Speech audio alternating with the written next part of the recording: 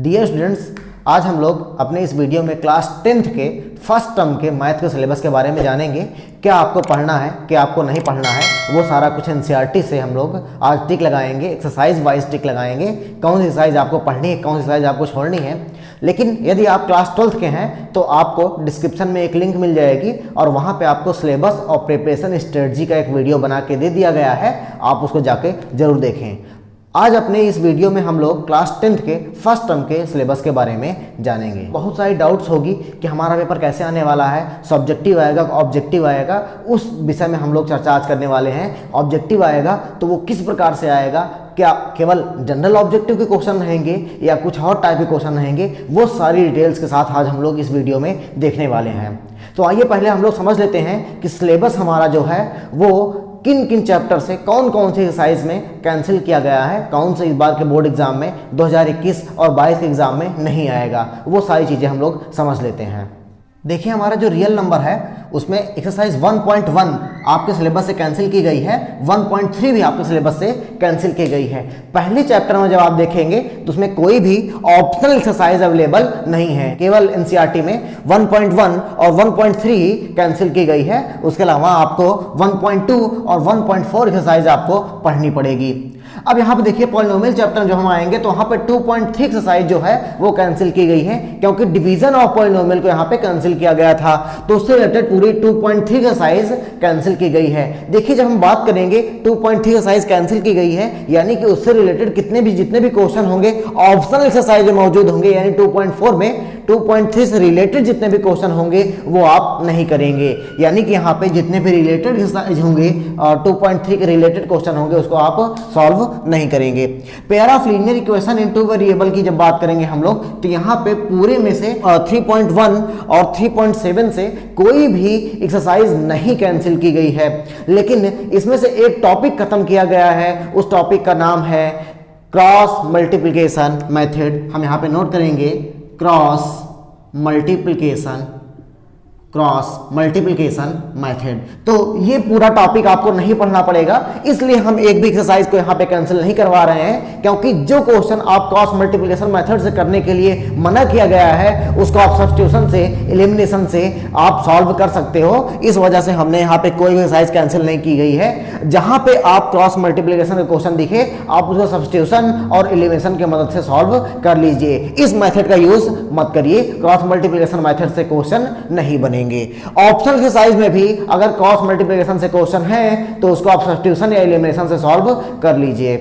देखिए हमारा जो अगला चैप्टर ट्रायंगल है, उस ट्रायंगल से कोई भी एक्सरसाइज कैंसिल नहीं की गई है, कोई भी टॉपिक्स नहीं काटे गए हैं। आपको सिर्फ और सिर्फ ध्यान ये देना होगा कि चूंकि ये पूरा पेपर हमारा ऑब्जेक्टिव है तो जितने भी प्रूफ होंगे तो उसके जो रिजल्ट आएंगे आप रिजल्ट को कोशिश करिएगा एज इट इज याद कर लीजिए, या फिर एज इट इज उसको समझ लीजिए कि कौन सा रिजल्ट कैसा आ रहा है। रिजल्ट कैसे आया इस पे ज्यादा चर्चा करने की जरूरत नहीं है, लेकिन रिजल्ट क्या आया अगर वो याद रहेगा तो ऑब्जेक्टिव में आप अच्छे से क्वेश्चन कर पाएंगे, क्योंकि वहां पे प्रूव करने के लिए तो आएगा नहीं, क्योंकि ज्यादातर क्वेश्चंस इस चैप्टर से प्रूविंग वाले हैं। तो आपको केवल रिजल्ट जो है वो याद रखना होगा कि थेल्स थ्योरम क्या होता है, या फिर सिमिलरिटी का थ्योरम्स कितने हैं, कौन कौन से हैं, कौन कौन सी कंडीशन है, वो सारी चीजें आपको पता होनी चाहिए। बात करते हैं कोऑर्डिनेट ज्योमेट्री चैप्टर की। कोऑर्डिनेट ज्योमेट्री में केवल 7.3 एक्सरसाइज कैंसिल किया गया है, उसके अलावा कोई भी एक्सरसाइज कैंसिल नहीं की गई है। 7.3 एक्सरसाइज में एरिया ऑफ ट्रायंगल हो सकता है और एक्सरसाइज यही कैंसिल की गई है, यानी 7.4 ऑप्शनल एक्सरसाइज है और एक्सरसाइज के आप केवल वही क्वेश्चन छोड़ेंगे जो 7.3 से मैच कर रहे होंगे, यानी एरिया ऑफ ट्रायंगल के क्वेश्चन छोड़कर बाकी सारे आप क्वेश्चन सॉल्व कर सकते हैं। इस एक्सरसाइज से 7.4 एक्सरसाइज से बाकी सारे क्वेश्चन आप सॉल्व कर सकते हैं। हम बात करेंगे इंट्रोडक्शन टू ट्रिग्नोमेट्री की। तो जब ट्रिग्नोमेट्री की बात करेंगे तो बहुत बड़ा टॉपिक हो जाता है, बहुत बड़ा चैप्टर हो जाता था। यहाँ पे रेशियो और आइडेंटिटीज दोनों आते थे। अब इन दोनों चैप्टर को शामिल कर दिया गया टर्म फर्स्ट के ऑब्जेक्टिव में। तो अब यहाँ पे जब शामिल किया गया है तो 8.3 एक्सरसाइज कैंसिल की गई है और 8.1, 8.2 आपको एसटी सॉल्व करनी होगी, 8.4 भी आपको सॉल्व करनी होगी। केवल 8.3 आपको चैप्टर नहीं लगाना होगा, क्योंकि कॉम्प्लीमेंट्री एंगल इस टॉपिक से काटा गया है, तो एक 8.3 एक्सरसाइज पूरा कॉम्प्लीमेंट्री एंगल का टॉपिक है, इसलिए उसको कैंसिल करवा दिए हैं। अब 8.4 एक्सरसाइज में जब देखेंगे तो सारे प्रूविंग वाले रिजल्ट हैं, तो कोशिश करिएगा कि कैसे शॉर्ट में वो प्रूव हो जाता है। हम अपने वीडियो लेक्चर्स में आपको बताएंगे कैसे हम लोग आइडेंटिटीज को बहुत अच्छे तरीके से प्रूव कर पाते हैं, ठीक है। तो यहाँ पे हम लोग एरिया ऑफ रिलेटेड सर्कल की बात करें, चैप्टर नंबर आपका जो 12 है, यहाँ पे एक्सरसाइज 12.1, 12.2 और 12.3 से आपको केवल वही क्वेश्चन छोड़ने होंगे जो सेंट्रल एंगल 60 डिग्री और 90 डिग्री के हैं। आपके सिलेबस से इस बार 60 डिग्री और 90 डिग्री का सेंट्रल एंगल के प्रॉब्लम्स हटाए गए हैं और केवल 30 और 45 डिग्री के क्वेश्चन आपको करने होंगे। अब एक्सरसाइज प्रोबेबिलिटी की बात करेंगे तो इसमें 15.1 और 15.2 के ऑप्शन में कोई भी एक्सरसाइज नहीं काटी गई है, आपको सारा कुछ लगाना होगा। बहुत सिंपल और इजी चैप्टर है और बहुत कम समय में ये सॉल्व हो जाता है। तो ये रहा आपका सिलेबस और ये सिलेबस 2021 और 22 का है, यानी कि जिनका एग्जाम 2022 के बोर्ड एग्जाम में होगा उनके लिए ये सिलेबस था। तो देखिए, सबसे पहली बात, जैसा कि सीबीएसई ने अपने सर्कुलर में कहा कि ये जो टर्म फर्स्ट का जितने भी पेपर होंगे वो सारे पेपर ऑब्जेक्टिव होंगे और आपके पेपर में टोटल 8 चैप्टर शामिल किए गए हैं। टर्म फर्स्ट में मैथमेटिक्स में टोटल 8 चैप्टर शामिल किए गए हैं और ये सारे जितने भी क्वेश्चन बनेंगे इसके ऑब्जेक्टिव होंगे। लेकिन अगर आप सोच रहे हैं कि केवल ऑब्जेक्टिव क्वेश्चन केवल जनरल टाइप के होंगे, तो ऐसा नहीं है। तो आपका पेपर जो है वो ऑब्जेक्टिव में 3 प्रकार का होगा। नॉर्मल टाइप का क्वेश्चन आएगा, असर्शन रीजन टाइप का क्वेश्चन आएगा और केस बेस्ड का क्वेश्चन आएगा। ऑब्जेक्टिव में भी जब हम लोग नॉर्मल की बात करेंगे, यानी कि एक क्वेश्चन होगा, उसके 4 ऑप्शन होंगे A, B, C और D करके, तो आपको कोई एक टिक लगाना होगा, तो ये नॉर्मल टाइप का क्वेश्चन हो गया। अब जब असर्शन रीजन की बात करेंगे तो उसमें एक स्टेटमेंट होगा, उसके चार जो हैं वो रीजन होंगे। स्टेटमेंट रॉन्ग है तो क्यों रॉन्ग है, इस तरह करके आपके पास 4 ऑप्शन होंगे और उस ऑप्शन में आपको टिक लगाना होगा कौन सा ऑप्शन स्टेटमेंट के लिए सही है। तो अब केस बेस्ड में आपको एक केस स्टडी दे दी जाएगी और उसके बेस पे आपके क्वेश्चंस मिलेंगे। तो 3 प्रकार से आपसे क्वेश्चन पूछा जाएगा, केवल नॉर्मल टाइप के क्वेश्चन ही नहीं रहेंगे। आपके ऑब्जेक्टिव में 3 प्रकार के क्वेश्चन आने वाले हैं। जैसा कि सीबीएसई बोर्ड ने बताया, आपका एग्जाम नवंबर से दिसंबर के बीच में होने वाला है। तो कैसी रहेगी आपकी स्ट्रेटजी, क्या रहेगा प्रिपरेशन का तरीका, वो चीजें अब हम लोग समझने वाले हैं। आपका जो पहला एग्जाम है वो रखा गया है नवंबर और दिसंबर के बीच में और टर्म सेकंड का जो एग्जाम है वो मार्च और अप्रैल के बीच में रखा गया है। तो जब आप नवंबर से दिसंबर के बीच में अभी से इतना समय देखेंगे तो आपके पास 3 से 4 महीने का समय बचा हुआ है।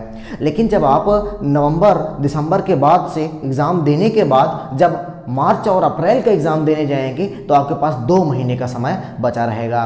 तो आपके 8 चैप्टर जो हैं वो टर्म फर्स्ट में आ रहे हैं, बाकी के 7 चैप्टर जो हैं वो टर्म सेकंड में आ रहे हैं। जरा इन चैप्टर्स के नाम देखिए आप। टर्म फर्स्ट के सिलेबस में real number, polynomial, linear equation, two variable, triangles, coordinate geometry, trigonometry, area related circle and probability, ये आपका टर्म फर्स्ट के 8 चैप्टर आपके शामिल किए गए हैं। अब टर्म सेकंड में देखिए, टर्म सेकंड में quadratic equation, arithmetic progression, some application of trigonometry, circles, construction, surface area and volume, statistics, ये 7 चैप्टर टर्म सेकंड में रखे गए हैं। तो टर्म फर्स्ट के अपेक्षा टर्म सेकंड का सिलेबस काफ़ी कम है। जितने भी बड़े बड़े चैप्टर थे, जैसे ट्रिग्नोमेट्री था, बहुत समय लगता था इसे सॉल्व करने में। ट्रिग्नोमेट्री में 2 चैप्टर थे, रेशियो और आइडेंटिटीज, ये 2 चैप्टर को उठा के टर्म फर्स्ट में रखा गया, ऑब्जेक्टिव पेपर जिसका बनना है। तो अब सारे बड़े चैप्टर्स को उठा के टर्म फर्स्ट में रखा गया है। कुछ ही बड़े चैप्टर्स जो हैं वो टर्म सेकंड में गए हैं, तो बहुत ज़्यादा समय नहीं लगेगा उन 7 चैप्टर्स को पढ़ने में। तो सबसे पहले आपकी स्ट्रेटजी यही होगी, टर्म फर्स्ट पे फुल फोकस रखिए और ज़्यादातर कोशिश करिए कि आप ज़्यादा से ज़्यादा 2 या 3 चैप्टर ही टर्म सेकंड के आप टर्म फर्स्ट में पढ़िए। बाकी आप टर्म फर्स्ट का सिलेबस टर्म फर्स्ट में ही पढ़ते रहिए पूरे जी जान से।